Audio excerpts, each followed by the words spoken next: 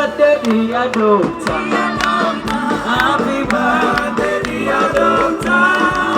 Happy birthday, happy birthday, happy birthday, dear doctor. May you have many, many more. May you have many, many more. Happy birthday, happy birthday, happy birthday, dear doctor. Happy birthday, DJ Shiru.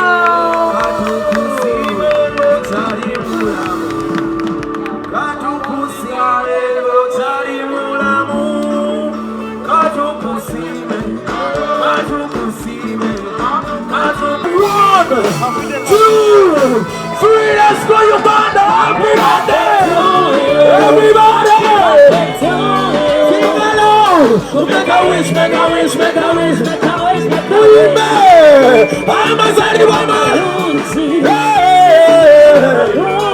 DJ Shiru! Make a wish, make a wish, make a wish, make a wish, make a wish! Okay! You look so handsome tonight! You look so handsome tonight! We celebrate your life! You are our DJ, DJ Shiru! Tonight! Uri alina gweyazana ye mukwate! Hey! So couple up, couple up, couple up, couple up everybody! Couple up! Let's dance, let's dance, let's dance! Wamu! Sheebah! Shiru! Sheebah! Shiru! Sheebah! Shiru! Sheebah! We love you! Yeah! We love you! We love you! We love you! We love you! We love you! We love you! Iranga twakamala okulinya Standing Association yaffe iranga by next week tujja kufederating mwebale kutwagala mwebale nnyo mwebalire ddala amanya DJ Yasa Best Hotel. Thank you very much Mr. DJ from Best Hotel. Kakati esaweno DJ Shiru agenda kakeka agenda kakeka kayeko bana keke womyo. Was the cake sweet, delicious? Mujagadde waliwo omuvubuka akola cake says bamita Russell. Cake by Russell. Cake by Russell, where are you? Muwajja koko muliko. So cake wherever they want, waliwo yagikoze cake by Russell. So DJ Shiru gachaba gifts. Hey, happy birthday!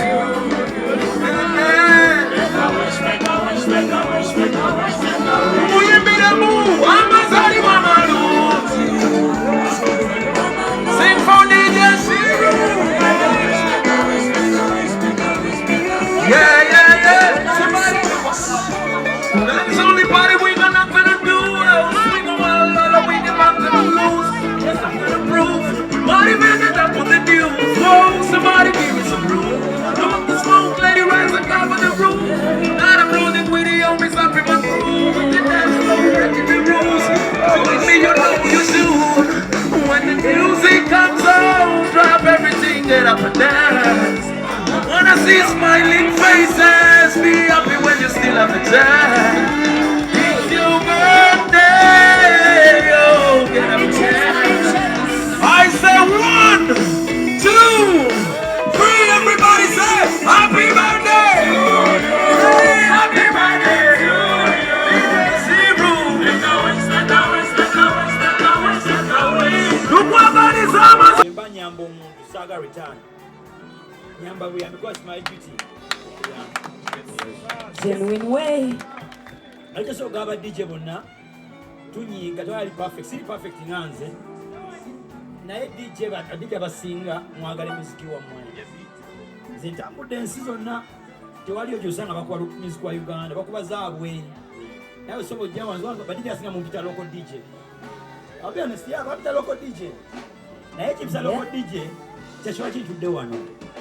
Boom, boom, boom, boom, boom. Showtime. Necheso okugamba ekirala ba DJ fuba nnyo beri mu lugero lw'omuntu ng'ajja. Tobeera mu lugero lw'omuntu ng'afuuse star. True. True. Bw'oba mu lugendo lw'omuntu ng'ajja tayinza kwerabira never. Ever. Never musanga star yasobola. Yeah. Shout out to Fit for my car. In the building. You're welcome, bro. Yes, omutima mulungi gukuwa bingi. Any business gye tulimu eno ekisooka mu bulamu beera ne discipline. Discipline business eno ekutuusa wangi n'okweyisa obulungi. Era tunyiiga n'omuntu bwakunyiiza onyiiga n'oddayo waka n'onyiigulukuka tosigala okuwa music we. True. Zayimbi abanyiiza bangi naye sinza agamba emita nyiiza sijja kuba luyimba lwe. Kuba omulimu gwange promotinga music we. Yeah. Bw'aba Don't mix business with pleasure, he says. Yeah, man. Bw'aba asiimye alhamdulillah, batasiimye yamba omulala ajja oyongereyo ebyange naye mwebanje badala ninga boss.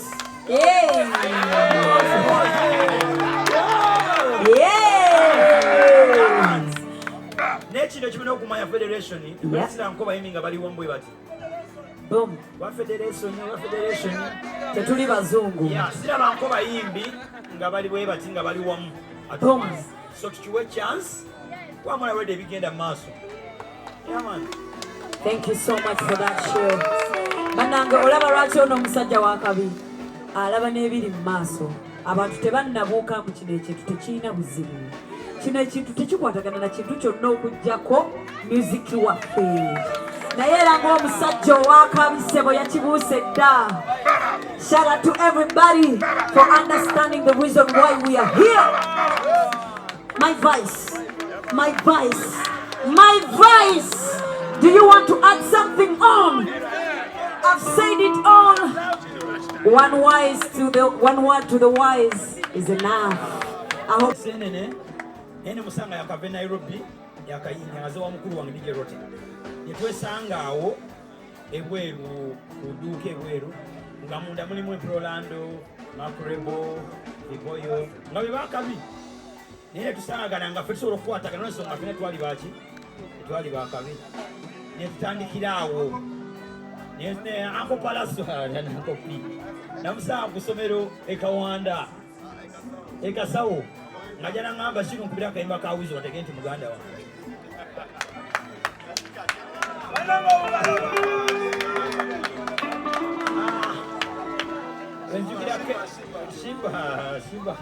Sheebah ngeya jana ngamba kayimba kana muganda yo yimbe dayo chuse paka bya kwa ice cream Kenzo yaja kuduka ne mugamba yeki ekirala wabonya nze.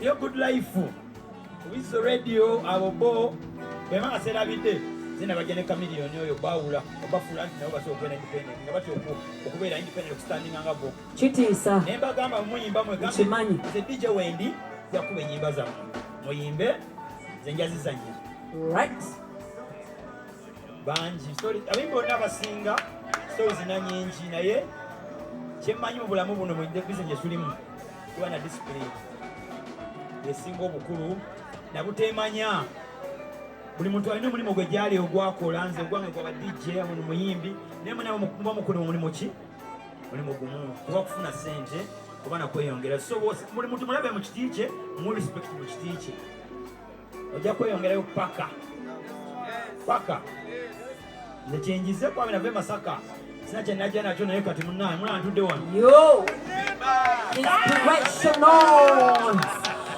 in the DJ life. The man that I used to take my music to.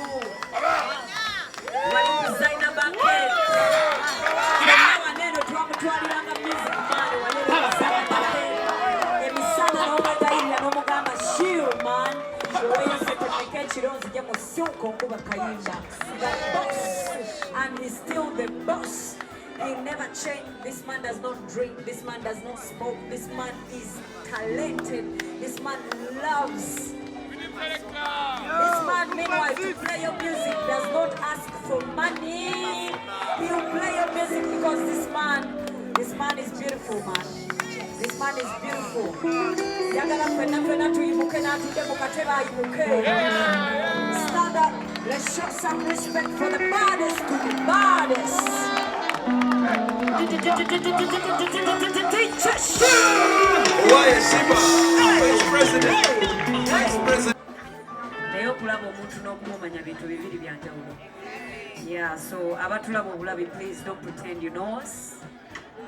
Knowing us and seeing us are two different things. Anson, it's a pleasure knowing you. Oli muntu mulungi nnyo, oli muntu mukozi nnyo, atenze ebintu byakabi nnyo. Shout out to Hanson. Again, thank you so much for coming on our 7th jam sessions. Mwakubireko mbogalo, muli consistent. Eno jam sessions seyani nyumyenga tetubalina kubanga ffe tweraba buli kanaku tweyagala. It's a family now. Now when you come and enjoy us as we enjoy loving ourselves, it's a blast for us. We don't want to just say the word unity, but we want to actually show you what unity is about. Unity does not mean anything. Don't get against each other, don't group against each other, but unity simply means let's come together for the one goal that we're looking forward to. Again, Federation eno is about fighting bwavu. Tetufa kumulamwa. Federation yaffe yajja kujjawo bwavu mu bayimbi. Yes.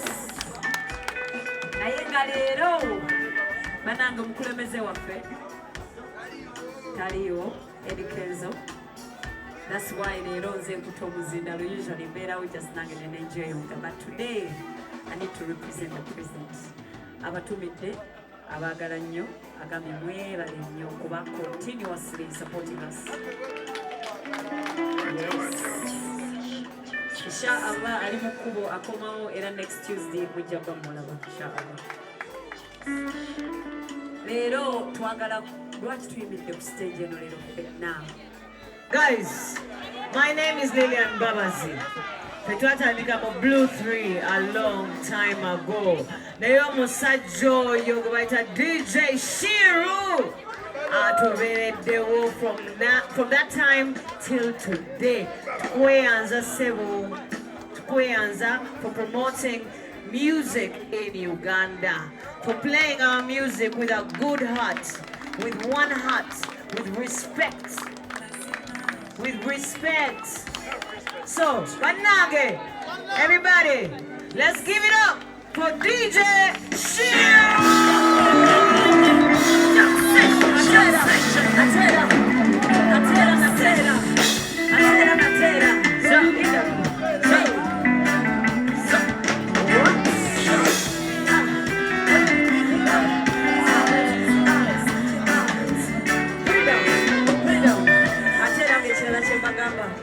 A few days ago, so we're here to shower DJ Shiru with some love, shower him with his flowers. DJ Shiru, we love you, but before we call you out, let me give each and every artist to say a little bit about you. Just 1 minute, guys. Introduce yourself, tell Shiru what you love about him, because the reason why we are here is to show you some love while you're still here.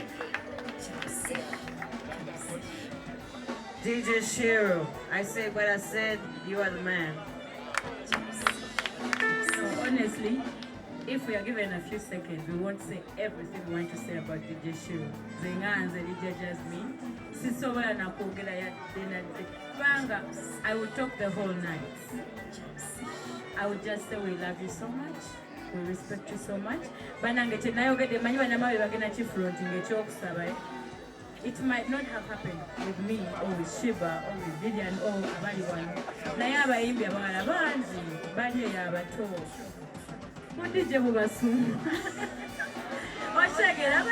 Yeah, that's the truth. So DJ Shiru, with my experience and a lot of us, abali wana abachala abasinga, we have one thing in common. So that means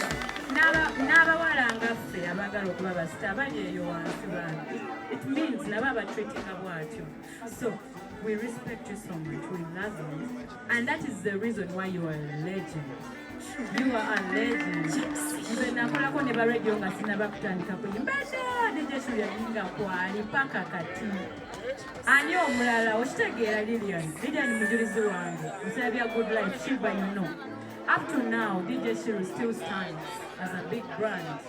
We love you. We respect you so much. All of you know to Muslim Kuyimba, you will find DJ Shiru ngakatadde mu stories yakutaginze wano ku Snapchat buli wamu akakuba wano na wali. You know, for me I see that everywhere. Sikunzenzeka because I'm not self-centered. Nabalala. We love you so much. May God bless you. Akutukumirengo oli mulamu. For us as the federation, we are here to show, to give people their flowers. Nga bakyali balamu. Tetwagala tulindenga omuntu avuddeko kubanga yafa oba biki. We are going to give everybody that deserves their flowers while they are still alive. We love you so much. Shiru.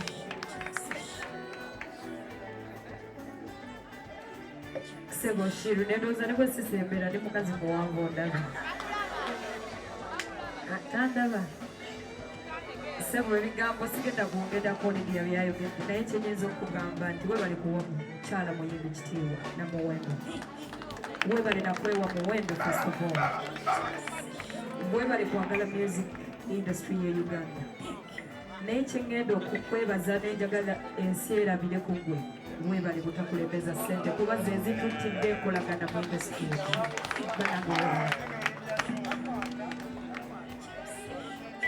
What's up, DJ Shiru? It's your girl Rachel K. Thank you. It's your girl. I think you still owe me ice cream. We have an ice cream date that we need to make happen. But thank you so much for being a strong pillar in the music industry. We love you. We're giving you flowers today. There's no one like you. You're incomparable. You're amazing. You have a beautiful soul and spirit. And we're so happy to have you here in the industry. God bless. Shiru, you've heard the girl which you play, yeah?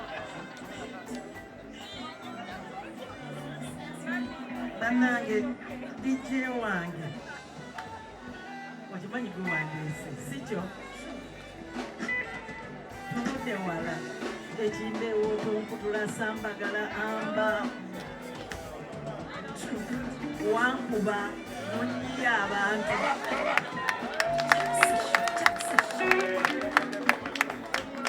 kuba yankuba sira kyensobola kubanja sira kubanja yadde ekintu ekimu okumanya omwana mulenzi ono yakyusanga beats nga bw'omuwa oluyimba n'aluzaako mu bibye n'oyingira mu club n'oga nti ate lulinga olwange naye lulinga olwange naye ate aluziza mu bibye mwana gwe osaana ekiro kino kyennyini kyoliko era okimanyi nakuweza kapasitire nga nja kulaba naye waliwo platform emu gye wanzijako tokyangoberera wanzijako olina we wanzijako naye tusanyuse nnyo okulaba webale mutwegattako ekiro kino era happy birthday, belated birthday, and we love you and love you and love you. Ngambe wano mungambe kyokka DJ Shiru oba ani akyogere uno kyokka DJ Shiru sonna webale kubeera banyini Shiru. First of all, let me first appreciate you for being a funny man. Okubanga zinemona zonna nga tewategaligala. You're such a man, man. Me, I have a lot to say about the issue. The issue is that he has been a father to me in Kubanga in the street. He used to follow me in Napa Empire and he's street going, you get me? So I want to appreciate the issue. Sanja wangwamu na ye, still, mubwembwa wera akulekelea akagamba kakutwala maso. So people like that, yeah, trust me, they're good people. And chill. He welcomed me in the industry. Nangama bro, you've done a good song. Bulijo chenjagala. Bulijo go around kubanga njagala okolo luyimba weruti. So when I did it, he told me that he opened up for me. So DJ Shiru, respect. I don't want to say a lot, but my respect no like.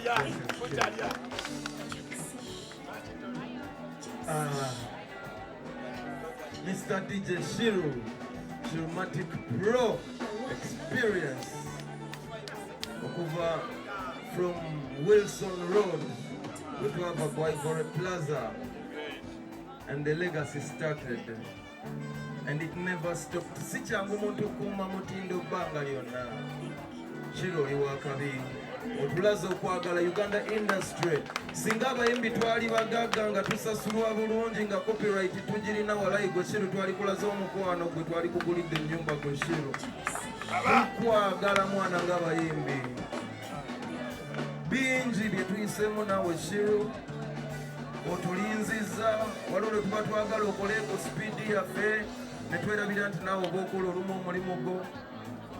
Waliwo era naawe lw'otulinzaamu ng'ate wandyanguye naye byonna bituzimbye ne bitufuula kye tuli. DJ Shiru, you are the spin doctor of Uganda. We celebrate you with so much love as the Ugandan music industry. Olunaku tulukwate tulukuwe otegere omukwano gwe tulina gy'olina okusiima byonna byetukoledde DJ Shiru. Era togwamu maanyi tokendeeza. You have worked with the young, you've worked with the old. Our mothers are here giving testimonies about you. All that is beauty. A lot of people get these moments on their last day when they can't even breathe. Basimu genze. Gantoluka ku ssomero nga olutuka ku lunch time siddayo nga nzulukibwa DJ Shiru wali kwa Bakolede Plaza okusala CD. Darini wange emulungi bwenonze mutumanyi lero ne munange wamma nkweyanza ama DJ Shiru obutabagira nze nzekka nene beautiful people abanye mabega waffe teri mubiri tuli balungi twali yakyama njagala okweyanza obuta just koma wano n'oyagala famire yaffe nnyo n'okuppa ne kamyoni gyayogera sagala kumanya saddayo kwata ensawo yange yakusedi njagala okweyanza okwagala radio and wizo okubya omuziki towumuzangako famire yange giwulire njagala okweyanza okwagala ne AK47 RIP njagala okweyanza. Thank you so much sina bingi byakugamba naye bano kibagambye bamami bange nze neighbabo butosaba nze neighbabo nze kale